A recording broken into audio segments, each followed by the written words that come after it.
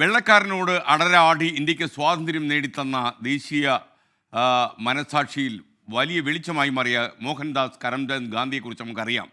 ഗാന്ധിജിയുടെ അടുത്ത അനുയായികൾ ഒരാളായിരുന്നു സരോജിനി നായിഡു. പക്ഷേ മറ്റു പല ആളുകളെയും പോലെ ഗാന്ധിജി അങ്ങനെ അന്ധമായിട്ട് അനുകരിക്കാനൊന്നും സരോജിനി നായിഡു ഒരിക്കലും തയ്യാറായിട്ടില്ല. ഖാദി വേഷം ധരിക്കാൻ തന്നെ അവർ ഒരിക്കലും ഇഷ്ടപ്പെട്ടില്ല എന്നതാണ് യാഥാർത്ഥ്യം. പട്ട് സാരി മാത്രമേ അവർ ധരിക്കാറുണ്ടായിരുന്നുള്ളൂ. അതുപോലെ വെജിറ്റേറിയൻ ആയിരുന്നില്ല അവർ. സസ്യഭോജനം അവർക്ക് താല്പര്യമില്ലായിരുന്നു. ഒരിക്കൽ നൂൽ നൂൽക്കാൻ ഗാന്ധിജി സരോജിനി നായിഡുവിനോട് ആവശ്യപ്പെട്ടു. അപ്പോൾ ചിരിച്ചുകൊണ്ട് അവർ പറഞ്ഞു, ബാപ്പുജി, നൂൽ നൂറ്റാൽ എൻ്റെ കൈ നോവും. ആ പാഴ്വേല ചെയ്യുന്ന നേരം കൊണ്ട് ഞാനൊരു കവിത എഴുതും. മറ്റൊരിക്കൽ സസ്യഭൂക്കാകാൻ ഗാന്ധിജി ആവശ്യപ്പെട്ടപ്പോൾ പുല്ലും വൈക്കോലിൽ നിന്ന് ഞാൻ എങ്ങനെ ജീവിക്കും എന്നവർ ചോദിച്ചു. പക്ഷേ നായിഡു എല്ലാ കാലത്തും ഗാന്ധിജിയുടെ ഏറ്റവും പ്രിയപ്പെട്ട ശിഷ്യയായി തുടരുകയും ചെയ്തു. ഇഷ്ടമില്ലാത്തത് ഇഷ്ടമല്ല എന്ന് പറയുന്ന അവരുടെ സ്വഭാവമാണ് ഗാന്ധിജിക്ക് ഏറെ ഇഷ്ടമായതും ഗാന്ധിജിയുടെ ഏറ്റവും പ്രിയപ്പെട്ട ശിഷ്യയായി അവരെ മാറ്റിയതും.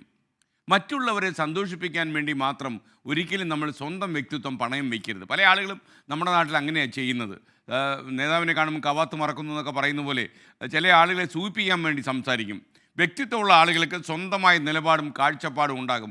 അത് നമ്മൾ ആരുടെ മുന്നിലും തുറന്നു പറയണം.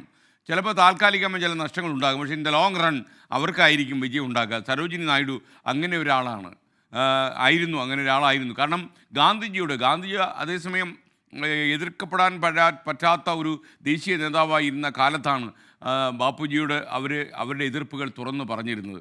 അതുകൊണ്ട് ഗാന്ധിജിക്ക് അവരോടുള്ള ആദരവ് കൂടിയതേ ഉള്ളൂ. ഈ കാര്യം എപ്പോഴും നമ്മൾ മനസ്സിൽ വയ്ക്കുക.